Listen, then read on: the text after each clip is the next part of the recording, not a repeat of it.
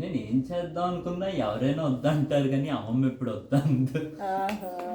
దెబ్బలాడేస్తారు ఎవరైనా కానీ అమ్మమ్మ ఏమంత ఎప్పుడు స్టాండర్డ్ మెయింటైన్ చేస్తుంది, ఇప్పుడు మెచ్యూర్గా మాట్లాడుతుంది. ఇప్పుడు కూడాను ఇక్కడ అంత లిబరల్గా మనం అంత థాట్స్ మనం అంత డెవలప్ అయ్యి అమ్మమ్మ తాత అంత లిబరల్గా ఉండడం వల్లే కాదు, అన్నిటికీ ఒప్పుకుంటారు, మనకు తెలుసు అని అనుకుంటారు. అలా వదిలేస్తే కూడాను చాలా గ్రో అవుతారు. అమ్మ తాత వల్లే ఇప్పుడు మనది ఇంత బాగా బాండ్ కూడా తయారైంది. అందరూ వాళ్ళకు ఉండరు, చాలా ఎక్కువ అనవసరమైన గొడవలు ఉంటాయి వేరే దగ్గరలో, ప్రతి చిన్నదానికి తిడుతుంటారు. మా అమ్మమ్మ తాత అలా లేరు, మంచోళ్ళు చాలా. ఏదైనా చెప్పగలం ఫ్రీగా అమ్మ తాతతో కూడాను. వేరే వాళ్ళు మరి నేను విన్నంత వరకు అయితే అలా లేరు, అదృష్టమే అనుకోలేదు.